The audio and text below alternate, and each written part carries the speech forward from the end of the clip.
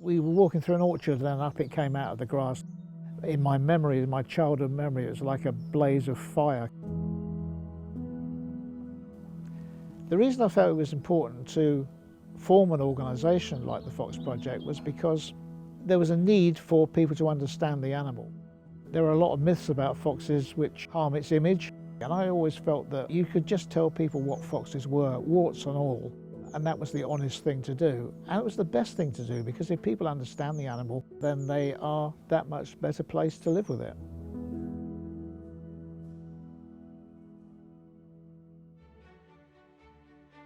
Today we are rescuing up to 1,400 foxes a year, including hand raising and releasing around about 300 to 400 cubs a year.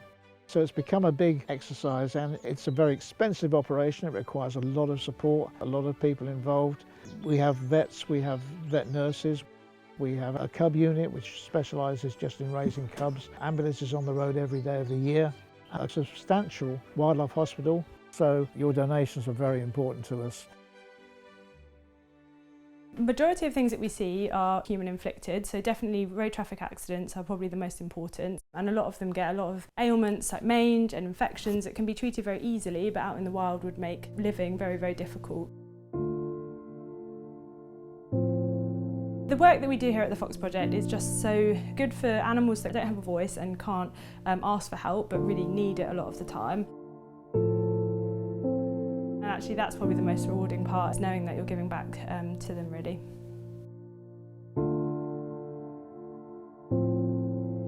The fox got me in a way none others did, and that was because, unlike most other wild species, it looked you in the eye, and it created a personal bond for me between myself and the species.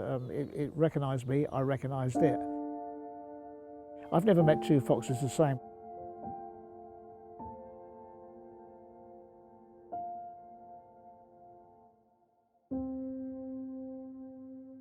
Over the years we've formed a strategy which works very well for getting fox cubs back to the wild, because that has to be the ultimate aim.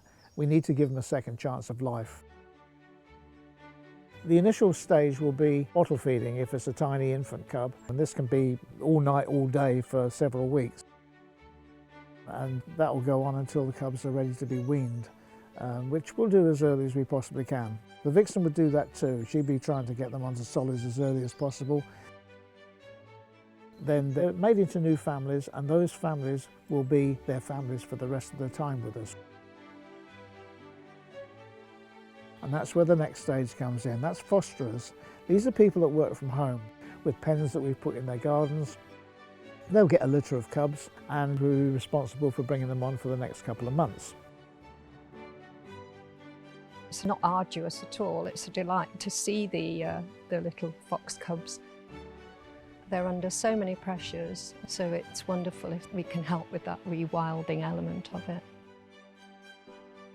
The final stage of getting our cubs back to the wild is putting them out onto rehab pens, and for that we rely on people who come to us and offer us safe release sites where they can melt away and learn how to make their own way in the world.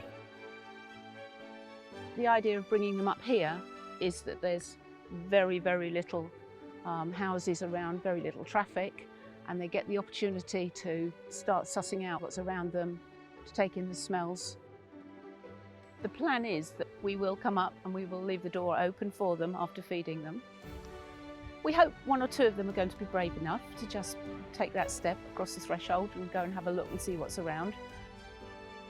The chances are they'll go back into the pen, tell the others, and then they'll all start running in and out and zooming backwards and forwards and having a wonderful time.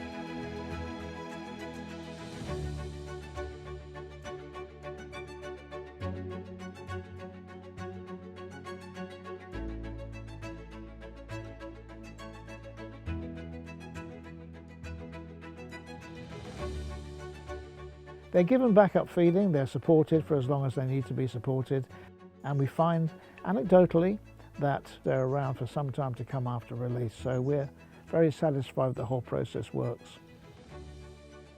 I believe the Fox Project isn't just here for the foxes, we're also here for the public.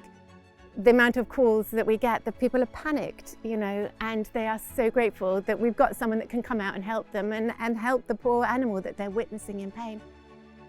So I think that we are, yes, a fantastic service with foxes, but for people too, to help them.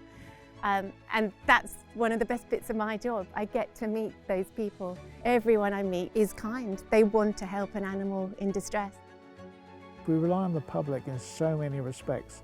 It's the public who donate to us to allow us to keep our ambulances on the road, to buy medication, to employ professional veterinary staff, which is so important to us if we're going to save lives.